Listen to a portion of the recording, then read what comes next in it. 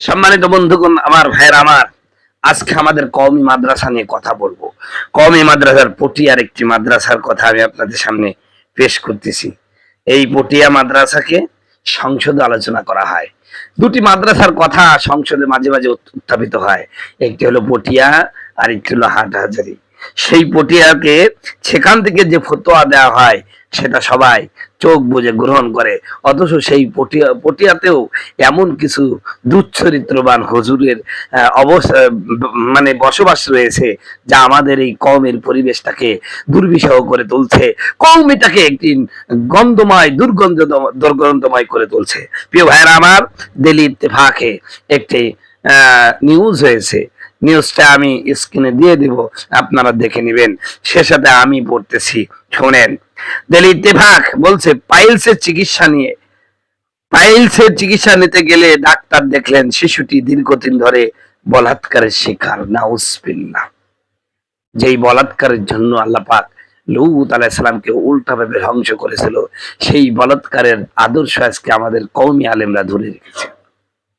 আবারও পড়ছি, দিল্লি ইত্তেফাকে লিখছে, পাইলসের চিকিৎসা নিতে গেলে ডাক্তার দেখলেন শিশুটি দীর্ঘদিন ধরে বলাৎকারের শিকার। গতকাল চট্টগ্রাম পটিয়ার ঘটনা কতটা অমানসিক, নির্মম। এসব বিচ্ছিন্ন ঘটনার কারণে কওমি মাদ্রাসা শিক্ষার প্রতি ভীতি তৈরি হচ্ছে। রেজওয়ান রফিকেরা জামাতের বিরুদ্ধে সোচ্চার হলো এই বলাৎকারীদের বিরুদ্ধে, বলাৎকারের বিরুদ্ধে নিশ্চুপ কেন? কেন আমাদের কওমের মুরব্বীরা এই ব্যাপারে নিশ্চুপ? নাকি আপনারাও এই রোগে রোগাক্রান্ত? এটা পরিষ্কার করার সময় এসেছে। আমাদের কওমের মুরব্বী হুজুর, আমিও কওমের আলেম, আমি আমার মাদ্রাসায় বলে দিয়েছি, কোন হুজুর কোন ছাত্র থেকে ওজুর পানিটা পর্যন্ত নিতে পারবেন না, নিজে নিজে করবেন। আপনি তো অক্ষম না, যখন অক্ষম হবেন তখন ভিন্ন কথা। তা না পাটি বাবা, হাত দি বাবা, পরে তোমরা এই ওয়াকামে জড়িত হয়ে যাবা। এবং এ কথাও বলে দিয়েছি, সব কওমি মাদ্রাসাকে এক চোখে দেখবেন। আমি আমার কওমি মাদ্রাসা বলে দিয়েছি, যদি আমি ধরতে পারি আস্তে করে জিনিস কেটে দেবো, কিন্তু এটা মনে করে রাখো। সম্মানিত বন্ধুগণ, আমার ভাইয়ের আমার, সত্যি খুবই দুঃখজনক কথা, খুবই জঘন্য কথা।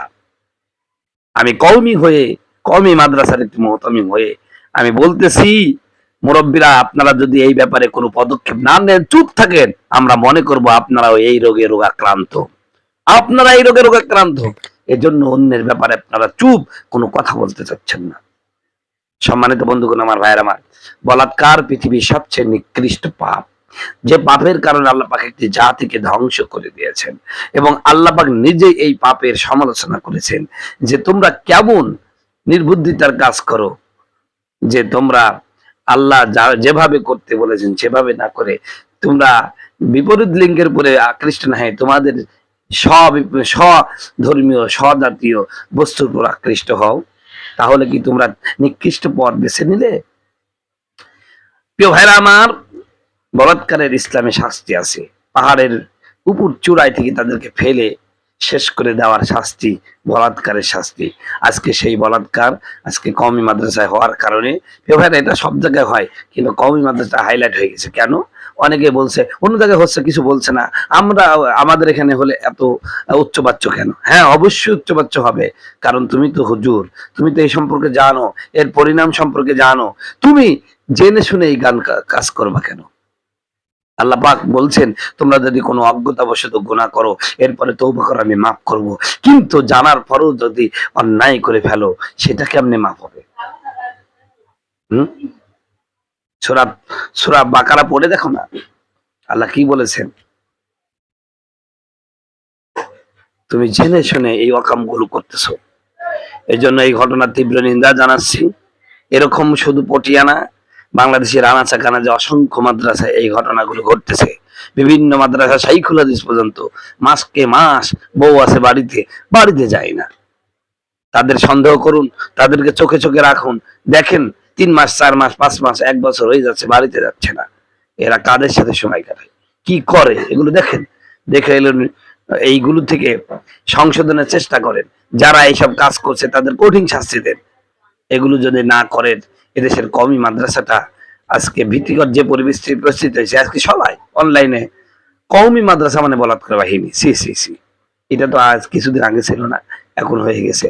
এখন বলতে পারেন যে জামাতের বট বাহিনীরা করছে, ওরা কি শুধু শুধু করছে, কিছু হচ্ছে কিনা? ওইটুকু হচ্ছে কেন? আজকে আমাদের মাদ্রাসাগুলোতে চরিত্রের উপরে আলোচনা করা হয় না, চরিত্র গঠনের প্রতি চেষ্টা করা হয় না। যে হুজুর ওয়াজ করবেন দেখে মনে হবে যে জান্নাত থেকে পালিয়ে চলে এসে বিশাল এক পাগড়ি পরি, সেই রকম আসরের কথা। অথচ সেই হুজুরের পাশেও যদি আপনি একজন অল্প বয়স্ক ছেলে শুয়াই দেন, তারও ওই পিছন সাইডটা ঠিক থাকবে না, এরকম একটা অবস্থা। আমি মেলা বুজুর্গ দেখেছি, দেখে তাদের কথা শুনে কেঁদেছি আমি দিতে। পরে রাতে দেখা গেছে হুজুর রকমের হেডমাস্টার হয়ে গেছে। আল্লাহ বলছেন লিমা তাকুলুনা মা লা তাফালুন, তোমরা ওই কথা কেন বলো যে কথা তোমরা নিজেরাই মানো না।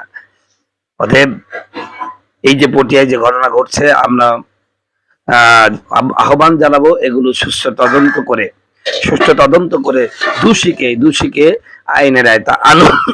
এবং এই ব্যাপারে প্রতিটা কওমি মাদ্রাসার সব হুজুর, যেই হুজুরগুলোর মধ্যে এই সেরকম সমস্যা, প্রত্যেকটা হুজুরকে চোখে রেখে ধরে দুপাশটাকে সেরকম ভাবে শাস্তির আওতায় আনেন, দেখবেন বাদ বাকি ইনশাল্লাহ ঠিক হয়ে যাবে। আল্লাহ আমাদের এই ফিতনা ফাসাদ থেকে হেফাজত সকল বলে আমিন। আসসালামু আলাইকুম ওয়া রাহমাতুল্লাহ। আমার মহিলারা আবার একটু রাগ করছে, হুজুর তোমরাই খালি ভালোবাসছো, আমরা কি ভালোবাসি? এবার মায়েরা শুনুন, আমার নবীকে কেমন ভালোবাসতেছেন। রাসূলুল্লাহ জিহাদের ঘোষণা করেছেন, জোরে বলেন সুবহানাল্লাহ। একজন মহিলা, তার একটা ছোট্ট সন্তান, বয়স মাত্র 4-5 বছর হবে। কত বছর? 4-5 বছরের সন্তানটা কোলে করে তুলে নিয়ে এসে আমার রসুলকে বলছেন, হুজুর অমুক যুদ্ধে আমার স্বামীটা মারা গেছে, অমুক যুদ্ধে আমার বড় সন্তানটা মারা গেছে, অমুক যুদ্ধে আমার মেজো সন্তানটা মারা গেছে। এখন আপনি জিহাদের জন্য আপনি সৈন্য তালাশ করতেছেন, আপনাকে সৈন্য দেওয়ার মতন আর কিছুই নেই, আমার এই ছোট্ট সন্তানটা আছে, হুজুর আপনি জিহাদের জন্য কবুল করেন, জোরে বলেন সুবহানাল্লাহ। আমার নবী মহিলাদের দিকে তাকায় বলছেন, এ মহিলা, তোমার এই ছোট্ট সন্তানটা না তরবারি চালাতে পারবে, না জিহাদের ময়দানে কোনো যুদ্ধ করতে পারবে, এতটুকু সন্তান নিয়ে আমি জিহাদের ময়দানে কি করব? জোরে বলেন সুবহানাল্লাহ।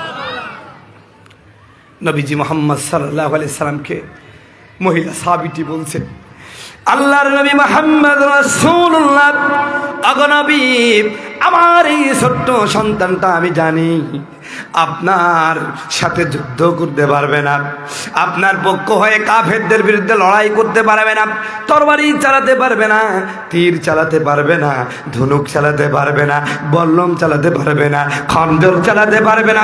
ইয়া রাসূলুল্লাহ, ইয়া হাবিবাল্লাহ, আমি তো এগুলো জানি।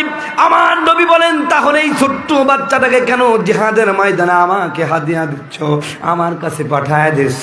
ডাক দেয়া বলেন, ইয়া রাসূলুল্লাহ, আমি জানি আমার সন্তান যুদ্ধ করার মতন উপযুক্ত না, কিন্তু ইয়া নবী আল্লাহ, ইয়া হাবিব আল্লাহ, আপনি যখন জিহাদের ময়দানে চলে যাবেন, আপনাকে চতুর্দিক থেকে কাফিররা মারার জন্য চেষ্টা করবে, চতুর্দিক থেকে তরবারি দিয়ে আঘাত করার চেষ্টা করবে, দূর থেকে তীর মারবে, বল্লম মারবে। ওগো নবী, ওই মুহূর্তে তো আপনার ঢালের প্রয়োজন হবে। আল্লাহর নবী মুহাম্মদ রাসূলুল্লাহ, ওই মুহূর্তে আপনার কোনো ঢাল যদি না থাকে, আমার সন্তানটাকে উঁচু করে ধরবেন, প্রত্যেকটা তীরের আঘাত যেন আমার সন্তানের গায়ে লাগে, আমার সন্তানটা শহীদ হয়ে যাক, আপনার শরীরে যেন একটা চুলেরও আসর না লাগে। জোরে বলেন সুবহানাল্লাহ, জোরে বলেন আল্লাহু আকবার।